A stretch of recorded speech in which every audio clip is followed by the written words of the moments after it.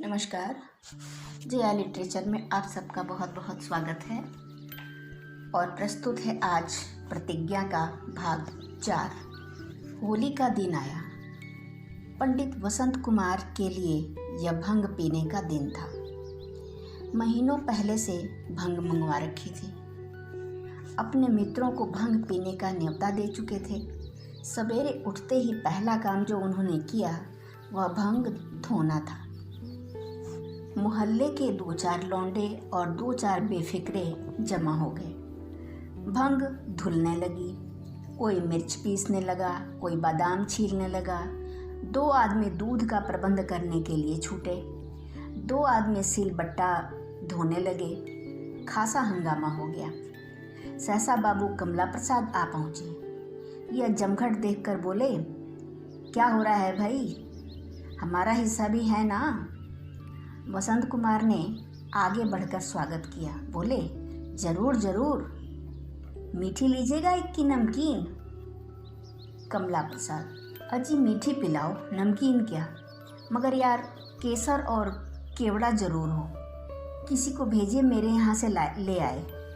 किसी लौंडे को भेजिए जो मेरे घर जाकर प्रेमा से मांग लाए। कहीं धर्म पत्नी जी के पास न चला जाए, नहीं तो मुफ्त गालियाँ मिलें। त्योहार के दिन उनका मिजाज गर्म हो जाया करता है।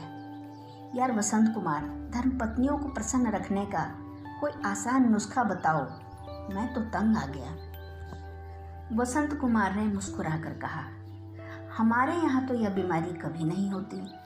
कमला प्रसाद, तो यार तुम बड़े भाग्यवान हो। क्या पूर्णा तुमसे कभी नहीं रूठती? वसंत कुमार, कभी नहीं। कमला प्रसाद, कभी किसी चीज़ के लिए हठ नहीं करती? वसंत कुमार, कभी नहीं। कमला प्रसाद, तो यार तुम बड़े भाग्यवान हो। यहाँ तो उम्र कैद हो गई है। अगर घड़ी भर भी घर से बाहर रहूँ तो जवाब तलब होने लगे। सिनेमा रोज जाता हूँ और रोज घंटों मनावन करनी पड़ती है। वसंत कुमार, तो सिनेमा देखने न जाया कीजिए। कमला प्रसाद, वाह वाह, यह तो तुमने खूब कही। कसम अल्लाह पाक की, खूब कही। जिस कल वह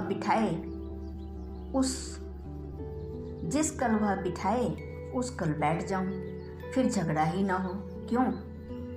अच्छी बात है। कल दिन भर घर से निकलूंगा ही नहीं। देखूं तब क्या कहती है। देखा, अब तक लौंडा केसर और केवड़ा लेकर नहीं लौटा। कान में भनक पड़ गई होगी। प्रेमा को मना कर दिया होगा। भाई अब तो नहीं रहा जाता। आज जो कोई मेरे मुंह लगा तो बुरा होगा। मैं अभी जाकर सब चीज़ें भेज देता हूँ, मगर जब तक मैं ना भेजूँ आप ना बनवाइएगा। यहाँ इस फन के उस्ताद हैं। मौरूसी बात है। दादा तोले भर का नाश्ता करते हैं। उम्र में कभी एक दिन का भी नागा नहीं किया, मगर क्या मजाल कि नशा हो जाए। यह कहते हुए कमला प्रसाद झल्लाए हुए घर चले गए। वसंत कुमार किसी काम से अंदर गए तो देखा पूर्णा उपटन पीस रही थी। पंडित जी के विवाह के बाद यह दूसरी होली थी। पहली होली में बेचारे खाली हाथ थे। पूर्णा की कुछ खातिर न कर सके थे, पर अब की उन्होंने बड़ी बड़ी तैयारियां की थी। परिश्रम करके कोई 150 रुपये ऊपर से कमाए थे। उससे पूर्णा के लिए अच्छी साड़ी लाए थे। 1-2 छोटी मोटी चीज़ें भी बनवा ली थी। पूर्णा आज वह साड़ी पहनकर उन्हें अप्सरा सी दिख पड़ने लगी। समीप जाकर बोले, आज तो जी चाहता है तुम्हें आंखों में बिठा लूं। पूर्णा ने उपटन एक प्याली में उठाते हुए कहा, यह देखो, मैं तो पहले ही से बैठी हुई हूँ। वसंत कुमार, जरा स्नान करता हूँ। कमला बाबू अब 10 बजे से पहले न लौटेंगे। पूर्णा, पहले जरा यहाँ आकर बैठ जाओ। उपटन तो मल दूँ, फिर नहाने जाना। वसंत कुमार, नहीं नहीं, रहने दो, मैं उपटन ना मलवाऊँगा। लाओ मेरी धोती दो। पूर्णा, वाह, उपटन क्यों नहीं मलवाओगे? आज की तो यह रीत ही है। आओ बैठ जाओ। वसंत कुमार, बड़ी गर्मी है, बिल्कुल जी नहीं चाहता। पूर्णा ने लपक कर उनका हाथ पकड़ लिया और उबटन भरा हाथ उनकी देह में पोत दिया। तब बोली, सीधे से कहती थी ना, तो नहीं मानते थे, अब तो बैठोगे? बसंत कुमार ने झेपते हुए कहा, मगर जरा जल्दी करना, धूप हो रही है। पूर्णा, अब गंगा जी कहाँ जाओगे? यहीं नहा लेना। बसंत कुमार, नहीं, आज गंगा किनारे बड़ी बहार होगी। पूर्णा, अच्छा तो जल्दी लौटा ना, यह नहीं कि इधर उधर तैरने लगो। नहाते वक्त तुम बहुत दूर तैर जाया करते हो। पंडित जी उपटन मलवा कर स्नान करने लगे। उनका कायदा था कि घाट से जरा अलग नहाया करते थे। तैराक भी अच्छे थे, कई बार शहर के अच्छे तैराकों से बाजी मार चुके थे। यद्यपि आज घर से वादा करके चले थे कि न तैरेंगे, पर हवा ऐसी धीमी धीमी चल रही थी कि जी तैरने के लिए ललचा उठा। तुरंत पानी में कूद पड़े और इधर उधर कलोलें करने लगे। सहसा उन्हें बीच धार में कोई लाल चीज दिखाई दी। गौर से देखा तो कमल थे। सूर्य की किरणों में चमकते हुए वे ऐसे सुंदर मालूम होते थे कि बसंत कुमार जी का जी उन पर मचल पड़ा। सोचा, अगर ये मिल जाएं तो पूर्णा के लिए झुमके बनाऊं। उसके हर्ष का अनुमान करके उनका हृदय नाच उठा। हृष्ट पुष्ट आदमी थे। बीच धार तक तैर जाना उनके लिए कोई बड़ी बात न थी। उनको पूरा विश्वास था कि मैं फूल ला सकता हूँ। जवानी दीवानी होती है। यह न सोचा कि ज्यों-ज्यों मैं आगे बढ़ूंगा फूल भी बढ़ेंगे। उनकी तरफ चले और 15 मिनट के बीच धार में पहुँच गए। मगर वहाँ जाकर देखा तो फूल इतनी ही दूर और आगे थे। अब कुछ थकान मालूम होने लगी थी, किंतु बीच में कोई रेत ऐसा न था जिस पर बैठकर दम लेते। आगे बढ़ते ही गए। कभी हाथों से जोर मारते, कभी पैरों से जोर लगाते, फूलों तक जा पहुँचे। पर उस वक्त तक सारे अंग शिथिल हो गए थे। यहाँ तक कि फूलों को लेने के लिए जब हाथ लपकाना चाहा तो हाथ न उठ सका। आखिर उनको दांतों में दबाया और लौटे। मगर जब वहाँ से उन्होंने किनारे की तरफ देखा तो ऐसा मालूम हुआ मानो 1000 कोस की मंजिल है। शरीर बिल्कुल अशक्त हो गया था और जल प्रवाह भी प्रतिकूल था। उनकी हिम्मत छूट गई, हाथ पांव ढीले पड़ गए।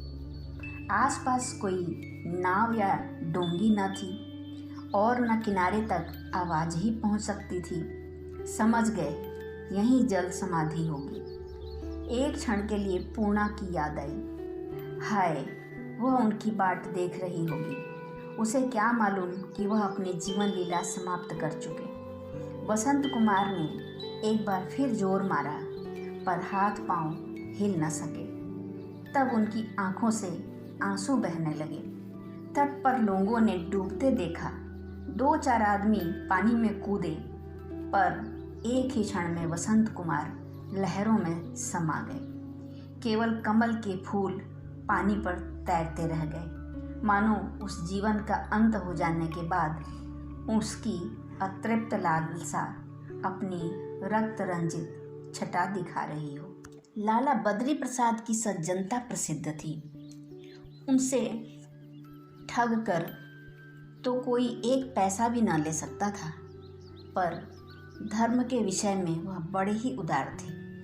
स्वार्थियों से वह कोसों भागते थे, पर दीनों की सहायता करने में भी न चूकते थे। फिर पूर्णा तो उनकी पड़ोसिन ही नहीं, ब्राह्मणी थी। उस पर उनकी पुत्री की सहेली, उसकी सहायता वह क्यों न करते। पूर्णा के पास हल्के दामों के 2-4 गहनों के सिवा और क्या था। षोडशी के दिन उसने वे सब गहने लाकर लाला जी के सामने रख दिए और सजल नेत्रों से बोली, मैं अब इन्हें रखकर क्या करूँगी।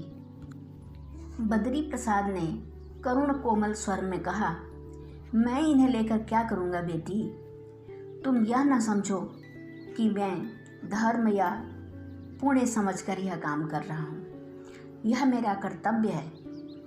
इन गहनों को अपने पास रखो। कौन जाने किस वक्त इनकी ज़रूरत पड़े। जब तक मैं जीता हूँ तुम्हें अपनी बेटी समझता रहूँगा। तुम्हें कोई तकलीफ ना होगी। षोडशी बड़ी धूम से हुई। कई सौ ब्राह्मणों ने भोजन किया। दान दक्षिणा में भी कोई कमी न की गई। रात के 12 बज गए थे। लाला बद्री प्रसाद ब्राह्मणों को भोजन करा के लौटे तो देखा प्रेमा उनके कमरे में खड़ी है। बोले, यहाँ क्यों खड़ी हो बेटी? रात बहुत हो गई, जाकर सो रहो। प्रेमा, आपने अभी तक कुछ भोजन नहीं किया है ना? बद्री प्रसाद, अब इतनी रात गए मैं भोजन ना करूँगा, थक भी बहुत गया हूँ, लेटते ही लेटते सो जाऊँगा। यह कहकर बद्री प्रसाद चारपाई पर बैठ गए और एक क्षण के बाद बोले, क्यों बेटी, पूना के मैके कोई नहीं है क्या? मैंने उससे नहीं पूछा कि शायद उसे कुछ दुख हो।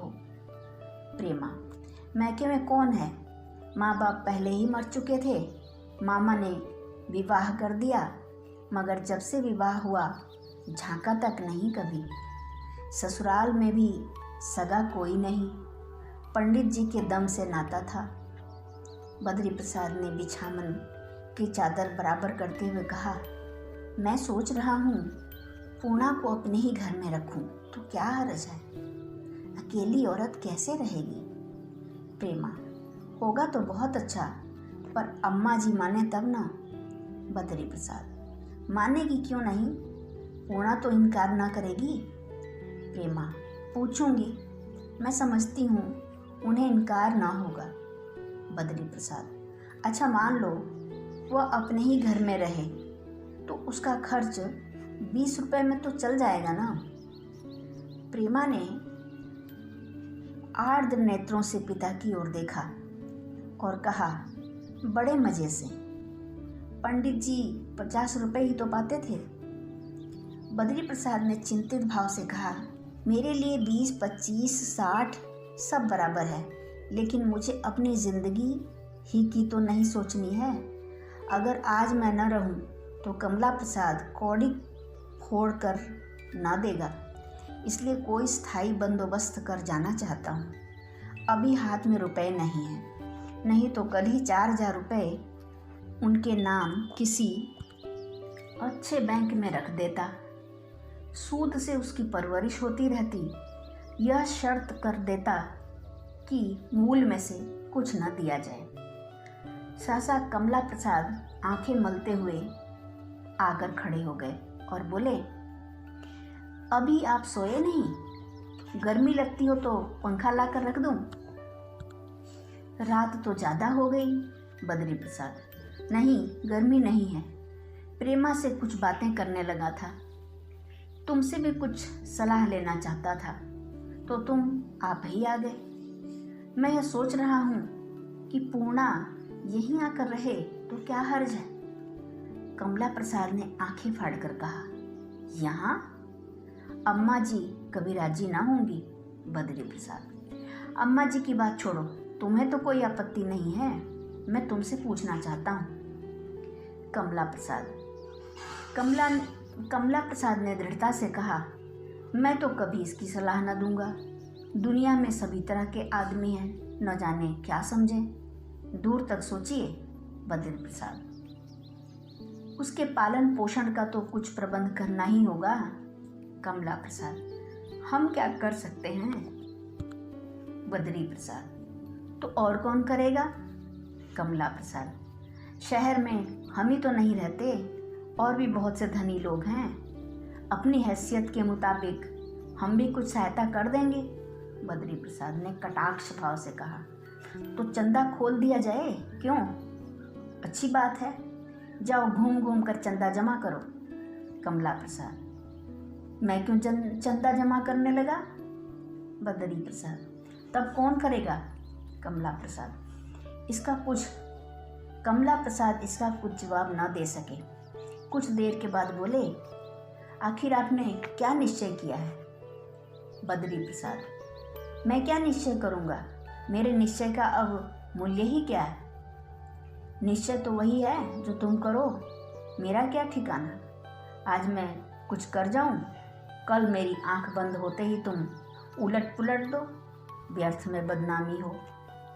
कमला प्रसाद ने बहुत दुखित होकर कहा, आप मुझे इतना नीच समझते हैं, यह मुझे मालूम न था। बद्री प्रसाद बेटे को बहुत प्यार करते थे। यह देखकर कि मेरी बात से उसे चोट लगी है, तुरंत बात बनाई, नहीं नहीं, मैं तुम्हें नीच नहीं समझता। बहुत संभव है कि आज हम जो बात कर सकते हैं वह कल स्थिति के बदल जाने से ना कर सके। कमला प्रसाद, ईश्वर ना करें मैं वह विपत्ति झेलने के लिए बैठा रहूं, लेकिन इतना कह सकता हूं कि आप जो कुछ कर जाएंगे उसमें कमला प्रसाद को कभी किसी दशा में आपत्ति ना होगी।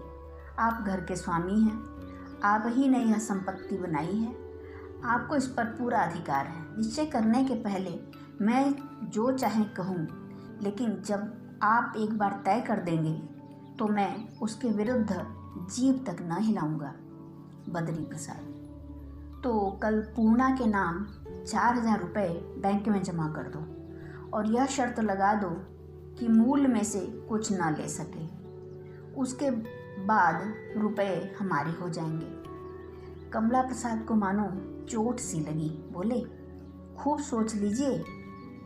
बद्री प्रसाद ने निश्चयात्मक स्वर में कहा, खूब सोच लिया है, देखना केवल यह है कि इसे वह स्वीकार करती है या नहीं। कमला प्रसाद, क्या उसके स्वीकार करने में भी कोई संदेह है? बद्री प्रसाद ने तिरस्कार भाव से कहा, तुम्हारी यह बड़ी बुरी आदत है कि तुम सबको स्वार्थी समझने लगते हो। कोई भला आदमी दूसरों का एहसान सिर पर नहीं लेना चाहता। मनुष्य का स्वभाव ही ऐसा है। गए घरों की बात जाने दो, लेकिन जिसमें आत्मसम्मान का कुछ भी अंश है वह दूसरों की सहायता नहीं लेना चाहता। मुझे तो संदेह ही नहीं, विश्वास है कि पूर्णा कभी इस बात पर राजी न होगी।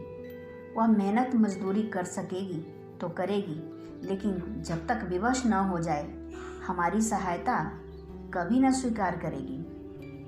प्रेमा ने बड़ी उत्सुकता से कहा, मुझे भी यह संदेह है, राजी होगी भी तो बड़ी मुश्किल से। बद्री प्रसाद, तुम उससे इसकी चर्चा करना कल ही।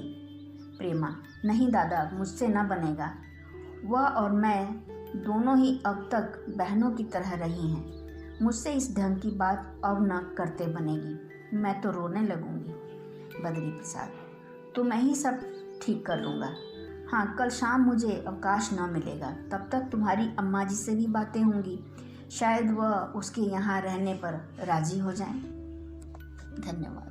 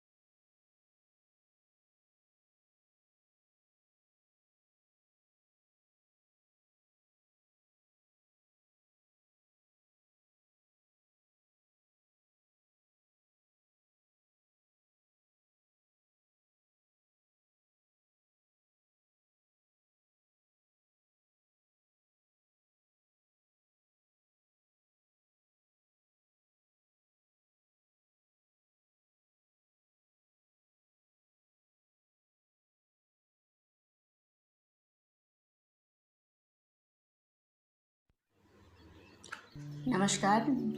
जया लिटरेचर में आप सबका बहुत बहुत स्वागत है। प्रस्तुत है प्रतिज्ञा भाग 5। तो चलिए सुनिए प्रतिज्ञा भाग 5। कमला प्रसाद गृह प्रबंध में अपने को लासानी समझते थे। यूँ तो बुद्धि विकास में वह अपने को अफलातून से रत्ती भर भी कम न समझते थे, पर गृह प्रबंध में उनकी सिद्धि सर्वमान्य थी। सिनेमा रोज देखते थे, पर क्या मजाल थी कि जेब से एक पैसा भी खर्च करें। मैनेजर से दोस्ती कर रखी थी, उल्टे उसके यहाँ कभी कभी दावत खा आते थे। पैसे का काम धेले में निकालते थे और बड़ी सुंदरता से कभी कभी लाला बद्री प्रसाद से इस विषय में उनकी ठन भी जाया करती थी। बूढ़े लाला जी बेटे की इस कुत्सित मनोवृत्ति पर कभी कभी खरी खरी कह डालते थे। कमला प्रसाद समझ गए कि लाला जी इस वक्त कोई आपत्ति ना सुनेंगे, बल्कि आपत्ति से उल्टा असर होने की संभावना थी। इसलिए उन्होंने कूटनीति से काम लेने का निश्चय किया। प्रातःकाल पूर्णा के द्वार पर जाकर आवाज़ दी। पूर्णा पहले तो उनसे पर्दा करती थी, पर अब बहुरिया बनकर बैठने से कैसे काम चल सकता था। उन्हें अंदर बुला लिया।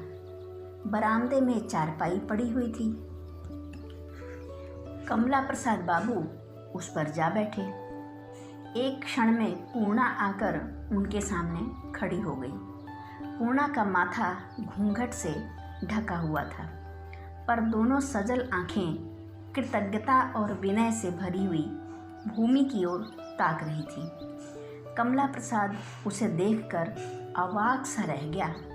वह इस इरादे से आया था कि इसे किसी भांति यहाँ से टाल दूँ, मैके चले जाने की प्रेरणा करूँ।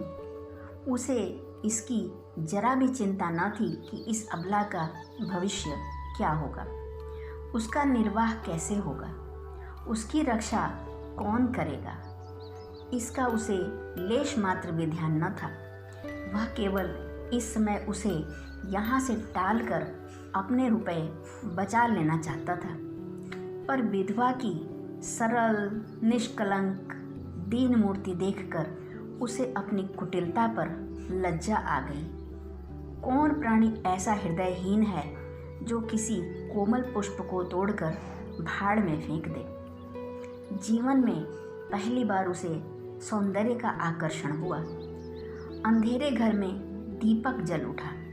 बोले, तुम्हें यहाँ अब अकेले रहने में तो बड़ा कष्ट होता होगा। उधर प्रेमा भी अकेले घबराया करती है। उसी घर में तुम भी क्यों नहीं चली जाओ?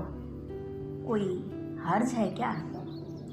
पूर्णा सिर नीचे किए एक क्षण तक सोचने के बाद बोली, हर्ज तो कुछ नहीं है बाबूजी, यहाँ भी तो आप ही लोगों के भरोसे पड़ी हूँ।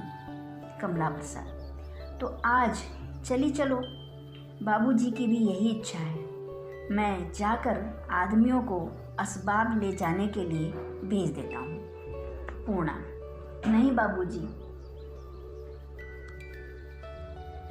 नहीं बाबूजी, इतनी जल्दी न कीजिए, जरा सोच लेने दीजिए। कमला प्रसाद, इसमें सोचने की कौन सी बात है? अकेले कैसे पड़ी रहोगी? पूर्णा, अकेली तो नहीं हूँ, मेहरी भी तो यहीं सोने को कहती है। कमला प्रसाद, अच्छा, वह बिल्लो? हाँ, बुढ़िया है तो सीधी, लेकिन टर्री है। आखिर मेरे घर चलने में तुम्हें क्या असमंजस है? पूर्णा, कुछ नहीं, असमंजस क्या है? कमला प्रसाद, तो आदमियों को जाकर भेज दूँ? पूर्णा, भेज दीजिएगा, अभी जल्दी क्या है? कमला प्रसाद, तुम व्यर्थ ही इतना संकोच कर रही हो पूर्णा। क्या तुम समझती हो कि तुम्हारा जाना मेरे घर के प्राणियों को बुरा लगेगा? कमला प्रसाद का अनुमान ठीक था। पूर्णा को वास्तव में यही आपत्ति थी, पर वह संकोचवश इसे प्रकट न कर सकती थी। उसने समझा बाबूजी ने मेरे मन की बात ताड़ ली। इससे वह लज्जित भी हो गई। बाबू साहब के घर वालों के विषय में ऐसी धारणा उसे न करनी चाहिए थी, पर कमला प्रसाद ने उसके संकोच का शीघ्र ही अंत कर दिया। बाबू साहब के घर वालों के विषय में ऐसी धारणा उसे न करनी चाहिए थी, पर कमला प्रसाद ने उसके संकोच का शीघ्र ही अंत कर दिया। बोले, तुम्हारा यह अनुमान बिल्कुल स्वाभाविक है पूर्णा, लेकिन सोचो, मेरे घर में ऐसा कौन सा आदमी है जो तुम्हारा विरोध कर सके। बाबूजी की स्वयं यह इच्छा है। मुझे तुम खूब जानती हो। पंडित वसंत कुमार जी से मेरी कितनी गहरी दोस्ती थी, यह तुमसे छिपा नहीं। प्रेमा तुम्हारी सहेली ही है। अम्मा जी को तुमसे कितना प्रेम है, वह तुम खूब जानती ही हो।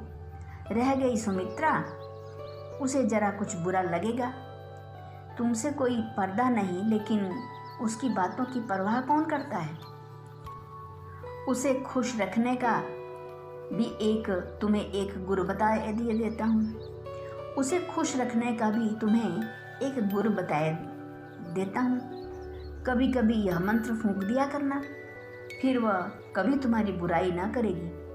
बस उसकी सुंदरता की तारीफ करती रहना। यह न समझना कि रंभा या उर्वशी कहने से वह समझ जाएगी कि यह मुझे बना रही है। तुम चाहे जितना बढ़ाओ, वह उसे यथार्थ ही समझेगी। इसी मंत्र से मैं उसे नचाया करता हूँ। यही मंत्र तुम्हें बताए देता हूँ। पूर्णा को हंसी आ गई। बोली, आप तो उनकी हंसी उड़ा रहे हैं। भला ऐसा कौन होगा जिसे इतनी समझ न हो। कमला प्रसाद, इतनी समझ को तुम साधारण बात समझ रही हो, पर यह साधारण बात नहीं। तुमको यह सुनकर आश्चर्य तो होगा, पर अपनी तारीफ सुनकर हम इतने मतवाले हो जाते हैं कि फिर हम में विवेक की शक्ति ही लुप्त हो जाती है। बड़े से बड़ा महात्मा भी अपनी प्रशंसा सुनकर फूल उठता है। हाँ, प्रशंसा करने वाले शब्दों में भक्ति का भाव रहना आवश्यक है। यदि ऐसा न होता तो कवियों को झूठी तारीफों के पुल बांधने के लिए हमारे राजे महाराजे पुरस्कार क्यों देते, बताओ। राजा साहब तमंचे की आवाज़ सुनकर चौंक पड़ते हैं, कानों में उंगली डाल लेते हैं और घर में भागते हैं। पर दरबार का कवि उन्हें वीरता में अर्जुन और द्रोणाचार्य से 2 हाथ और ऊंचा उठा देता है तो राजा साहब की मूछें खिल उठती हैं। उन्हें एक क्षण के लिए भी यह ख्याल नहीं आता कि यह मेरी हंसी उड़ाई जा रही है। ऐसी तारीफों में हम शब्दों को नहीं, उनके अंदर छिपे हुए भावों को ही देखते हैं। सुमित्रा रंग रूप में अपने बराबर किसी को नहीं समझती। न जाने उसे यह शब्द कैसे हो गया। यह कहते हुए बहुत दुख होता है पूर्णा, पर इस स्त्री के कारण मेरी जिंदगी खराब हो गई। मुझे मालूम ही न हुआ कि प्रेम किसे कहते हैं। मैं संसार में सबसे अभागा प्राणी हूँ, और क्या कहूँ। मैं इस संसार में सबसे अभागा प्राणी हूँ, और क्या कहूँ। पूर्व जन्म के पापों का प्रायश्चित कर रहा हूँ। सुमित्रा से बोलने को जी नहीं चाहता, पर मुंह से कुछ नहीं कहता कि घर में कोहराम न मच जाए। लोग समझते हैं मैं आवारा हूँ, सिनेमा और थिएटर में प्रमोद के लिए जाता हूँ, लेकिन मैं तुमसे सत्य कहता हूँ पूर्णा, मैं सिनेमा में केवल अपनी हार्दिक वेदनाओं को भुलाने के लिए जाता हूँ। अपनी अतृप्त अभिलाषाओं को और कैसे शांत करूँ, दिल की आग को कैसे बुझाऊँ। कभी कभी जी में आता है सन्यासी हो जाऊँ, और कदाचित एक दिन यही करना पड़ेगा। तुम समझती होगी यह महाशय कहाँ का पच डाले बैठे। क्षमा करना, न जाने आज क्यों तुमसे ये बातें करने लगा। आज तक मैंने इन भावों को किसी से प्रकट नहीं किया था। व्यक्ति हृदय ही से सहानुभूति की आशा होती है। व्यक्ति हृदय ही से सहानुभूति की आशा होती है, बस यही समझ लो। तो मैं जाकर आदमियों को भेजे देता हूँ, तुम्हारा असबाब उठा ले जाएंगे। पूर्णा को अब क्या आपत्ति हो सकती थी। उसका जी अब भी इस घर को छोड़ने को ना चाहता था, पर वह इस अनुरोध को टाल न सकी। उसे यह भय भी हुआ कहीं यह मेरे इनकार से और भी दुखी ना हो जाए। आश्रय विहीन अबला के लिए इस समय तिनके का सहारा ही बहुत था। तो वह नौका की कैसे अवहेलना करती। पर वह क्या जानती थी कि वह उसे उबारने वाली नौका नहीं, वरन एक विचित्र जल जंतु है जो उसकी आत्मा को निगल जाएगा। पूर्णा को अपने घर से निकलते समय बड़ा दुख होने लगा। जीवन के 3 वर्ष इसी घर में काटे थे। यही सौभाग्य के सुख देखे, यही वैधव्य के दुख भी देखे। अब उसे छोड़ते हुए हृदय फट जाता था। जिस समय चारों का हार उसका असबाब उठाने के लिए घर आए, वह सहसा रो पड़ी।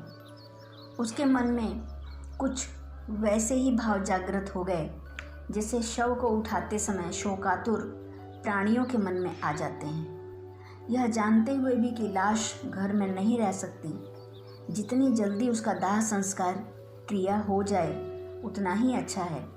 वे एक क्षण के लिए मोह के आवेश में आकर पांव से चिमट जाते हैं और शोक से बेहवल होकर करुण स्वर में रुदन करने लगते हैं। वह आत्म प्रवंचना जिसमें अब तक उन्होंने अपने को डाल रखा था कि कदाचित अब भी जीवन के कुछ चिन्ह प्रकट हो जाएं, एक पर्दे के समान आंखों के सामने से हट जाती है। एक पर्दे के समान आंखों के सामने से हट जाती है और मोह का अंतिम बंधन टूट जाता है। उसी भांति पूर्णा भी घर के एक कोने में दीवार से मुंह छिपाकर रोने लगी। अपने प्राणेश की स्मृति का यह आधार भी शोक के अपार सागर में विलीन हो रहा था। उस घर का एक एक कोना उसके लिए मधुर स्मृतियों से रंजित था।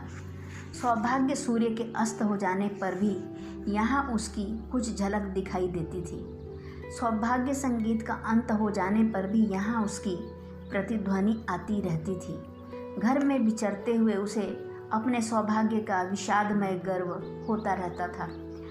आज सौभाग्य सूर्य का यह अंतिम प्रकाश मिटा जा रहा था। सौभाग्य संगीत की प्रतिध्वनि एक अनंत शून्य में डूबी जाती थी। वह विषादमय गर्व हृदय को चीरकर निकला जाता था। पड़ोस की स्त्रियों को जब मालूम हुआ कि पूर्णा यहाँ से जा रही है तो सब उसे विदा करने आईं। पूर्णा के शील और विनय ने भी सभी को मुग्ध कर लिया था। पूर्णा के पास धन न था, पर मीठी बातें थी, प्रसन्न मुख था, सहानुभूति थी, सेवा भाव था, जो धन की अपेक्षा कहीं मूल्यवान रत्न है और जिसकी प्राणियों को धन से कहीं अधिक आवश्यकता होती है। पूर्णा उन सभी से गले मिलकर विदा हुई, मानो लड़की ससुराल जाती हो। संध्या समय वह अपनी महरी बिल्लों के साथ रोती हुई इस भांति चली मानो कोई निर्वासित हो। पीछे फिर फिर कर अपने प्यारे घर को देखती जाती थी, मानो उसका हृदय वहीं रह गया हो। प्रेमा अपने द्वार पर खड़ी उसकी बाट देख रही थी। पूर्णा को देखते ही दौड़कर उसके गले से लिपट गई। इस घर में पूर्णा प्रायः नित्य ही आया करती थी। तब यहाँ आते ही उसका चित्त प्रसन्न हो जाता था। आमोद प्रमोद में समय कट जाता था, पर आज इस घर में कदम रखते उसे संकोच में ग्लानि हो रही थी। शायद वह पछता रही थी कि व्यर्थ ही आई। प्रेमा के गले मिलकर भी उसका चित्त प्रसन्न नहीं हुआ। तब वह सखी भाव से आती थी, आज वह आश्रिता बनकर आई थी। तब उसका आना साधारण बात था, उसका विशेष आदर सम्मान न होता था, लोग उसका स्वागत करने को न दौड़ते थे। आज उसके आते ही देवकी भंडार का द्वार खुला छोड़कर निकल आई। सुमित्रा अपने बाल गुंथवा रही थी। अधगुंथी चोटी पर आंचल डालकर भागी। महरियाँ अपने अपने काम छोड़कर निकल आईं। कमला प्रसाद तो पहले ही से आंगन में खड़े थे। लाला बद्री प्रसाद संध्या करने जा रहे थे। उसे स्थगित करके आंगन में आ पहुँचे। यह समारोह देखकर पूर्णा का हृदय विदीर्ण हुआ जाता था। यह स्वागत सम्मान का सूचक नहीं, दया का सूचक था। देवकी को सुमित्रा की कोई बात न सुहाती थी। उसका हंसना, बोलना, चलना, फिरना, उठना, बैठना, पहनना, ओढ़ना सभी उसे फूहड़पन की चरम सीमा का अतिक्रमण करता हुआ जान पड़ता था, और वह नित्य उसकी प्रचंड आलोचना करती रहती थी। उसकी आलोचना में प्रेम और सद्भाव का आधिक्य था या द्वेष का, इसका निर्णय करना कठिन था। सुमित्रा तो द्वेष ही समझती थी, इसीलिए वह उन्हें और भी चिढ़ाती रहती थी। देवकी सवेरे उठने का उपदेश करती थी, सुमित्रा हर दिन चढ़े उठती थी। देवकी घूंघट निकालने को कहती थी, सुमित्रा इसके जवाब में आधा सिर खुला रखती थी। देवकी महरियों से अलग रहने की शिक्षा देती थी, सुमित्रा महरियों से हंसी दिल्लगी करती रहती थी। सुमित्रा को पूर्णा का यहाँ आना अच्छा नहीं लग रहा है, यह उससे छिपा न रह सका। पहले ही से उसने पति के इस प्रस्ताव पर नाक सिकोड़ी थी, पर यह जानते हुए कि इनके मन में जो इच्छा है उसे यह पूरा ही करके छोड़ेंगे, उसने विरोध करके अपयश लेना उचित न समझा था। सुमित्रा सास के मन के भाव ताड़ रही थी, और यह भी जानती थी कि पूर्णा भी अवश्य ही ताड़ रही है, इसलिए पूर्णा के प्रति उसके मन में स्नेह और सहानुभूति उत्पन्न हो गई। अब तक देवकी पूर्णा को आदर्श गृहिणी कहकर बखान करती रहती थी। उसको दिखाकर सुमित्रा को लज्जित करना चाहती थी, इसलिए सुमित्रा पूर्णा से जलती थी। आज देवकी के मन में वह भाव न था, इसलिए सुमित्रा के मन में भी वह भाव न रहा। धन्यवाद।